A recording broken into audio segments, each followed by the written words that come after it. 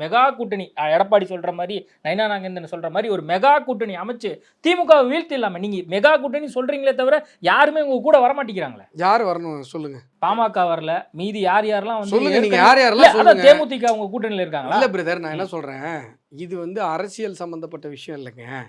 இது அடுத்து 5 வருஷத்துக்கான விஷயம் இல்லைங்க. 70 வருஷமா நம்ம அரசியலமைப்பு சட்டம்னு சொல்லி கட்டமைச்சு வச்சிருக்கிற நம்முடைய மனித அடிப்படை உரிமைகளையே காவல் நிலையங்கள் பூட்ஸ் காலால போட்டு மிதிச்சு நம்முடைய அடிப்படை சாதாரண மக்களை சித்திரவதை பண்ணுதுன்னு பேசிட்டு இருக்கும்போது, சார் நீங்க மெகா கூட்டணி அப்படின்னு நீங்க கொண்டு வந்து டைவர்ட் பண்ணி விட்டுட்டீங்க. பரவாயில்ல, எந்தெந்த கட்சியெல்லாம் சேர்க்கணும்னு சொல்லுங்க, சேர்த்துறோம்.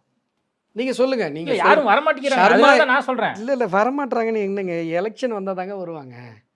எலெக்ஷனுக்கு இன்னும் 8 மாசம். 2024 எடப்பாடி பழனிசாமி இப்படிதான் சொன்னாரு. இருங்க நான் என்ன சொல்றேன், ஒண்ணும் நடக்கல. இப்பயும் வந்து இதைத்தான் சொல்றாரு. கேட்டா 8 மாசம் கழிச்சு சரிப்பா, நான் என்ன சொல்றேன், கூட்டணியே அமையல. எப்படி வந்து இந்த மக்கள் பிரச்சனை எல்லாம் தீரும்? இல்ல எடப்பாடி சிஎம் ஆக வேணாமா? இதெல்லாம் முதல்ல மக்கள் பிரச்சனைன்ற புரிதலா இருக்கா உங்களுக்கு? புரிதலுங்க இருக்கிறனால தான் நான் இதை கேட்கறேன். அடுத்து அந்த ஆதங்கத்துல நீங்க கேக்குறீங்க, நான் புரிஞ்சுக்கணும். ஆமா, அந்த ஆதங்கம் இருக்கா உங்களுக்கு? நடக்கிற பிரச்சனையை தானே சொல்றீங்க, நான் இல்ல சொல்லல. நீங்க அதுதாங்க சொல்றேன், இந்த ஆதங்கம் உங்களுக்கு இருக்கிறதா? இருக்கிறனால தான் சார் இந்த ஆதங்கத்தை நீங்கள் வெளிப்படுத்தி இருக்கிறீர்களா?